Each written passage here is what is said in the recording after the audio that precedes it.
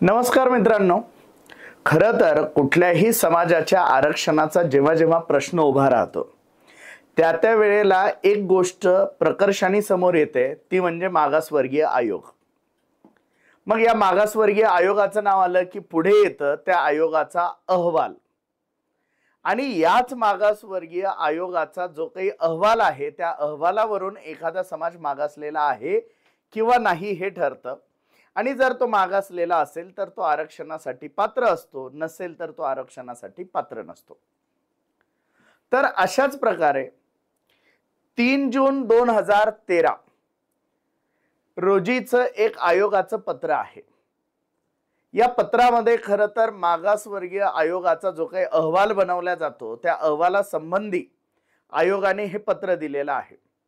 नेमकं हा अहवाल जेव्हा बनवायचा असतो, एखादा सर्वेक्षण जेव्हा एखाद्या जातीचं किंवा समाजाचं करायचं असतं, तेव्हा त्याला काय काय गोष्टी गरजेच्या आहे या संदर्भात या आयोगाच्या पत्रामध्ये लिहिल्या गेलेलं आहे। आणि त्याच आयोगाच्या पत्राबद्दल आपल्याला सविस्तर जाणून घ्यायचं आहे। आपल्या सोबत यासाठी आहे आरक्षणाचे विश्लेषक, आरक्षणाचे अभ्यासक सन्माननीय बाळासाहेब सराटे सर। सर नमस्कार। जय शिवराय। तर हे 3 जून 2013चं जे काही पत्र आहे आयोगाचं, या पत्रामध्ये नेमकं काय काय आहे त्याबद्दल आपण सांगावं। मुळातच इंदिरा साहनी नावाचा जो निकाल 1992 मध्ये सुप्रीम कोर्टाने दिला होता, हा अत्यंत महत्त्वाचा निकाल होता। आणि त्या निकालामध्येच राज्यामध्ये आणि केंद्रामध्ये पुढच्या 4 महिन्यामध्ये, म्हणजे नोव्हेंबर पासून 4 महिने धरले तर मार्च पर्यंत साधारण त्यांनी धरलं होतं की राज्यामध्ये मागासवर्ग आयोगाची रचना व्हावी आणि केंद्रामध्ये मागासवर्ग आयोगाची रचना व्हावी। त्यानुसार राज्यामध्ये मागासवर्ग आयोगाची रचना काही केली गेली नाही। 15 मार्च 1993 ला एक समिती करण्यात आली आणि 19 मे 1995 ला तोच GR, तोच नंबर, फक्त त्यात एक वाक्य घातलं की ही जी समिती केली होती त्याला उद्यापासून राज्य मागासवर्ग आयोग असं म्हणण्यात येईल। म्हणजे एक GR आहे छोटासा, एका पानाचा, म्हणजे 5-7 ओळीचा GR आहे फक्त। असा आयोग नेमलेला आहे महाराष्ट्रामध्ये। तर मुटाटकर नावाची समिती त्यावेळेला होती। मग ते मुटाटकर गेल्यानंतर न्यायमूर्ती खत्री 2 टर्मला होते, तेव्हा 3 वर्षाची टर्म त्याची होती। आताही 3 वर्ष, तेव्हा 2 वर्षाची सुरुवातीला होती, आता पुढे 3 वर्षाची झाली बापट आयोग आल्यानंतर। त्या खत्री कमिशन 99 च्या आधी 2 वर्ष होतं, 99 नंतर 2 वर्ष होतं। त्यानंतर मध्ये आयोग नव्हता। सप्टेंबर 2004 ला बापट आयोगाची नियुक्ती झाली। ती नियुक्ती सुद्धा एका GR नेच झाली होती, तेव्हाही कायदा नव्हता। म्हणजे 1993 पासून तर 2009 पर्यंत महाराष्ट्रामध्ये कायद्याने आयोगाची स्थापना झालेली नव्हती। एक थातुरमातुर GR काढून जे कमिटी नेमायची त्यालाच राज्य मागासवर्ग आयोग म्हणायचं। आणि असे महाराष्ट्रामध्ये जवळजवळ 45 अहवाल आलेले आहेत की जे आयोग नाहीच आहेत, समित्याच आहे, पण त्याला राज्य मागासवर्ग आयोग म्हणून ते अहवाल आले, पण ते सगळ्या जाती आरक्षणात आल्या सुद्धा। आणि ते अहवाल मी पुढच्या एका एपिसोडमध्ये सगळे अहवाल पण दाखवणार आहे। तर आता मुद्दा काय महत्वाचा आहे की मग या आयोगाने नेमकं किती डेटा गोळा करायचं कंडिशन घातली होती, हे फार महत्वाचं इंटरेस्टिंग गोष्ट आहे ही। आणि मराठा समाजाने तर हे 3 जून 2013चं पत्र तर असं दाखवलं पाहिजे कोर्टासमोर, तर लोकांनी त्याच्या प्रती फेकल्या पाहिजे की जेव्हा जेव्हा राज्य मागासवर्ग आयोगाचा अहवाल मराठ्यांच्या बाबतीत घ्यायचा विषय येतो तेव्हा तेव्हा काय अटी लावल्या जातात आणि त्याच्या आधीच्या आयोगाने किती नंगानाच केलेला आहे तो आपल्याला या पत्रामुळे समोर दिसून येतो। तर हे पत्र का महत्वाचं आहे? हे पत्र याच्यासाठी महत्वाचे आहे की 5 मे 2021चा जो निकाल आहे मराठा समाजाचा, त्या निकालामध्ये या पत्राचा उल्लेख आहे। आणि त्या पत्राच्या उल्लेखातून असं सांगितलंय की बघा, आयोगाने सुद्धा मराठ्यांचा सर्वे करायला नकार दिला होता। आता मुळात राज्य मागासवर्ग आयोग कायद्याच्या कलमामध्ये जर असा आयोगाने नकार दिला तर त्याला पनिशमेंट द्यायची तरतूद आहे। सुप्रीम कोर्टाला ते खरं काही सांगितलं गेलेलं नाहीये, उलट ते पत्र जे मराठ्यांच्या बाजूचं आहे ते मराठ्यांच्या विरोधात वापरलं गेलेलं आहे। आणि सरकारच्या वकिलांना ते माहितीच नाही ते पत्र नेमकं काय आहे आणि त्याचा उपयोग काय होऊ शकतो।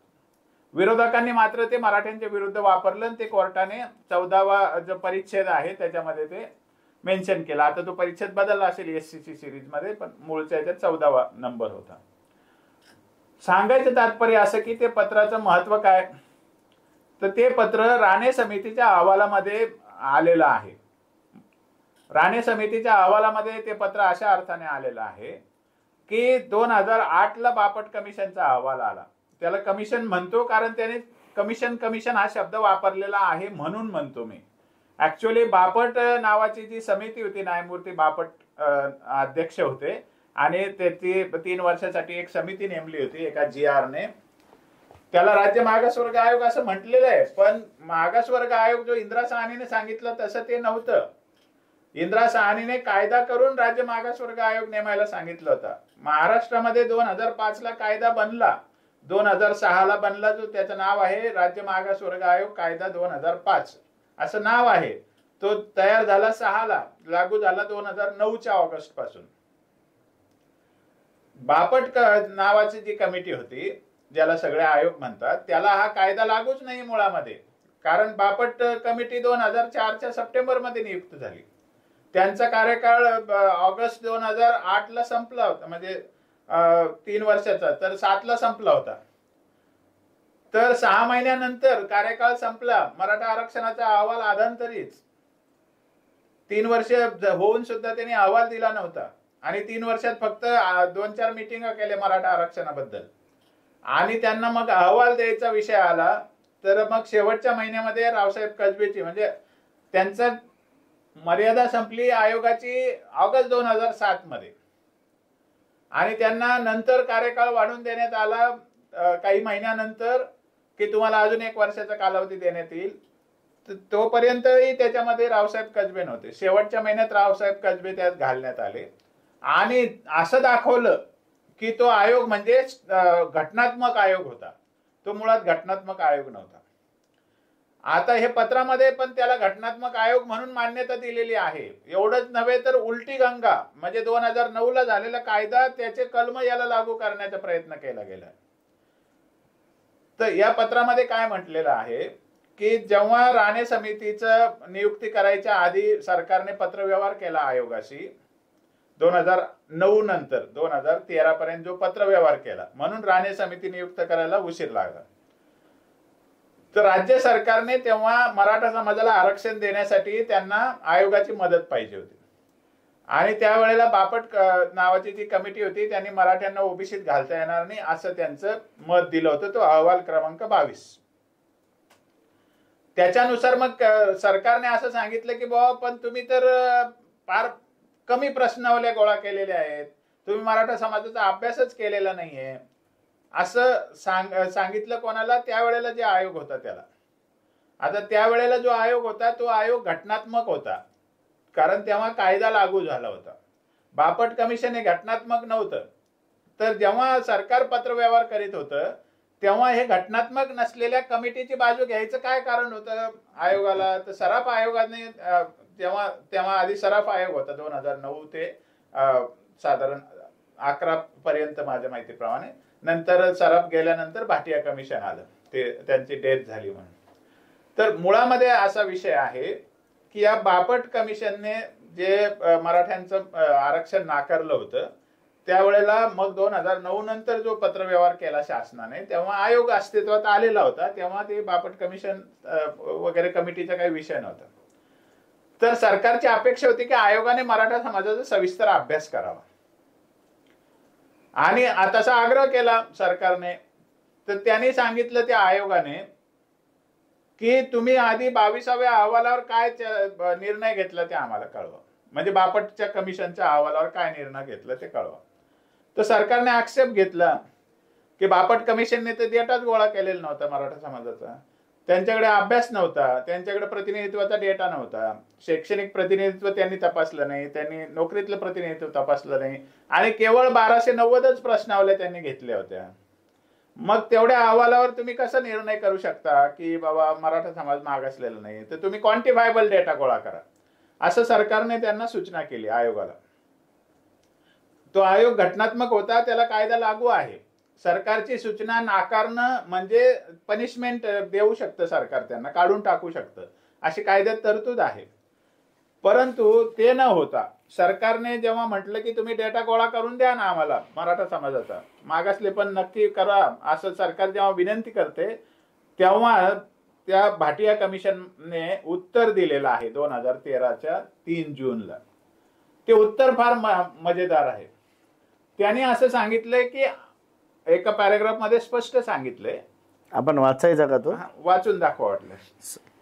आपण ते त्या पत्रामध्ये नेमकं काय आहे ते पूर्ण वाचूया एकदा.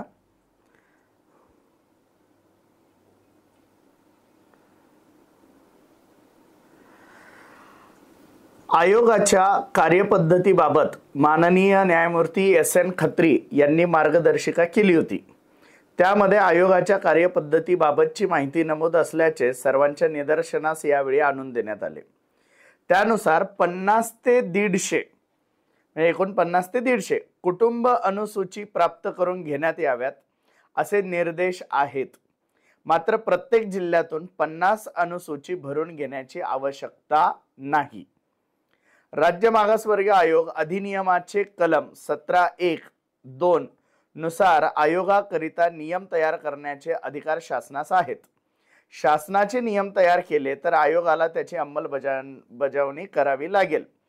परंतु अद्याप शासनाने नियम तयार केले नसल्यामुळे महाराष्ट्र राज्य मागासवर्ग अधिनियमातील कलम 8(2) नुसार तत्कालीन आयोगाने स्वतःची कामकाज पद्धत निर्धारित करून कुटुंबासाठी मुलाखत अनुसूचीचे कामकाज करून एकूण 1290 कुटुंब मुलाखत अनुसूची प्राप्त करून घेतले असल्याने शासन पत्रातील आक्षेप किंवा मुद्दा 1(अ) योग्य नाही. तर मुद्दा काय आहे की ते सरकार म्हणते की मी 1290च लोकांचा कुटुंबाचा फक्त सर्वे केलेला आहे, तेवढा पुरेसा नाहीये, तुम्ही जास्ती सर्वे करा असं आयोगाला सरकार विनंती करते. आणि आयोगाने उद्धटप्रमाणे उत्तर काय दिलंय की आमचं जे पूर्वीपासून ठरलेलं चालत आलेलं आहे त्याच्यामध्ये 50 ते 150 एवढेच प्रश्नावल्या लागतात. इथे तर बापट कमिशनने तर 1290 केलेले आहेत. बरं, त्यातही पुन्हा त्या प्रत्येक जिल्ह्यातून 50 करायची गरज नाही असं त्याच्यामध्ये म्हटलेलं आहे.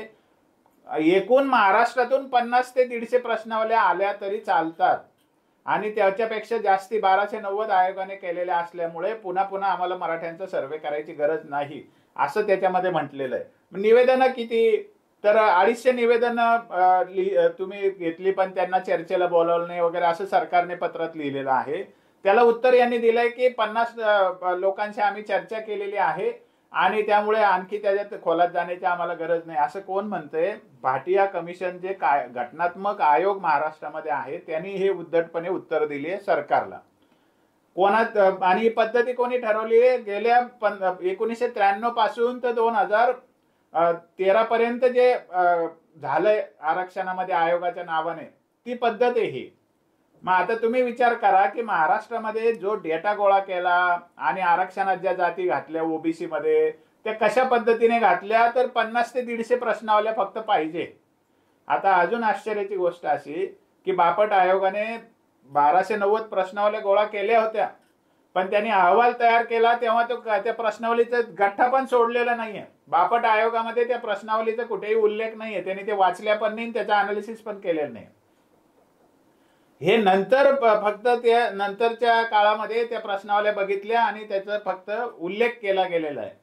आणि त्याच्या आधी तर कोणी प्रश्नावली आणलेली पण नाही, काही घेतलेली पण नाही. म्हणजे मी त्या आयोगाचे अहवाल सगळे दाखवणारच आहे पुढच्या एपिसोडमध्ये. कोणत्याही याला प्रश्नावल्या नाहीयेत किंवा कोणतंही सर्वेक्षण केलेलं नाही किंवा कोणताही डेटा घेतलेला नाही. अशा पद्धतीने ओबीसीचं आरक्षण हे 93 नंतरच्या काळात म्हणजे इंदिरा साहनी नंतरच्या काळात सुद्धा असंच आरक्षण दिलं गेलेलं आहे. आता हे मी आज का सांगतोय? मराठा समाजाच्या आयोगाच्या वरती आक्षेप घेण्यात येतात की समजा आता तर फार विस्तृत 39 लाख कुटुंबांचं सर्वेक्षण आता शुक्रे कमिशनने केलेलं आहे. एक्सटेन्सिव्ह सर्वे केलेलं आहे. बापट कमिशनने 45,000 कुटुंबांचं सर्वेक्षण केले. इथे किती सांगितलेले? 50 ते 150. म्हणजे गायकवाड कमिशनने 45,000 कुटुंबांचं सर्वेक्षण केलं होतं आणि 2 लाख निवेदनं मिळाले होते. 2 लाख निवेदनं तर शुक्रे कमिशनकडे पण नाही आलेले. म्हणजे इतका विस्तृत अभ्यास जेव्हा न्यायमूर्ती गायकवाड आयोगाने केलेला असताना सुप्रीम कोर्ट म्हणतं की गायकवाड आयोगाने पुरेसा डेटा गोळा केला नाही किंवा ते मागासले पण ठरवू शकलं नाही. हे किती दुर्दैवाचा भाग आहे बघा तुम्ही. म्हणजे एक भाटिया कमिशन असं सांगते की 50 ते 150 प्रश्नावल्या पुरेशा ठरतात आणि गायकवाड आयोगाच्या 45,000 कुटुंबाचा सर्वे असून सुद्धा सुप्रीम कोर्ट म्हणते की हा अहवाल पुरेसा नाहीये. म्हणजे याच्यामध्ये बघा कशी फसवणूक आहे. आणि शिवाय हे पत्र रेकॉर्डवर आलेलं आहे, त्या जजमेंटमध्ये हे पत्र लिहिलेलं आहे आणि त्याचा उल्लेख करून मराठ्यांच्या विरुद्ध ते वापरण्यात आलेलं आहे. म्हणजे जजमेंट म्हणजे हे पत्र नाहीये बो रेकॉर्डवर असंही सुप्रीम कोर्ट म्हणू शकत नाही. मुळामध्ये सुप्रीम कोर्ट त्या पत्राची शहानिशा न करता कसं काय असं म्हणू शकतं. हे लक्षात घेण्याचा विषय आहे की या सगळ्या आरक्षणाच्या प्रक्रियेमध्ये इथून तिथून बोगसगिरी आहे. म्हणजे हे आरक्षणच बोगस आहे, इम्प्लिमेंटेशन किंवा आरक्षणाचं धोरणच एकदम बोगस पद्धतीने वापरण्यात आलेलं आहे. ज्याला आरक्षणात घालायचं त्याला कोणतीच अट लावायची नाही आणि ज्याला पॉलिटिकली गैरसोयीचं वाटतं त्याला आरक्षणात घालायचं नाही म्हणून त्याला 1760 अटी लावायच्या. याचा बळी मराठा समाज ठरलेला आहे. हे 3 जून 2013चं जे पत्र आहे त्याचा तो आरसा आहे की आयोगाच्या कार्यपद्धतीमध्ये 50 ते 150 प्रश्नावल्या म्हणजे कुटुंबाच्या भरून घेतल्या की बॅकवर्डनेस ठरतं, पात्रता ठरते, त्याचं नोकरीतलं प्रमाण तपासायची गरज नाही असं त्या आयोगाच्या पत्रानुसार सिद्ध होतंय. सुप्रीम कोर्ट ते पत्र व्हॅलिड मानतंय आणि मराठा समाजाचा एवढा अहवाल आहे, एवढा डेटा आहे, इनॲडिक्वेसी ऑफ रिप्रेझेंटेशनचा डेटा समोर आहे, सगळं सर्वेक्षण आहे, एवढं सगळं केल्यानंतरही तो अहवाल अपुरा आहे असं सांगण्यात येतं. हा विरोधाभास कसा आरक्षणामध्ये चालून घेतला जातो याचा एक नमुना म्हणून मी हे पत्र तुमच्या समोर आणलं. हे पत्र जरूर आपण जास्तीत जास्त शेअर केलं पाहिजे आणि याच्यावर आवाज उठवला पाहिजे. दुसरी गोष्ट अशी की 13 मध्ये आयोग जो आहे तो घटनात्मक आहे, कायद्याने अस्तित्वात आलेला आयोग आहे. तेव्हा कायदा लागू झालेला होता. बापट कमिशनला हा कायदा उलटा लागू होत नाही.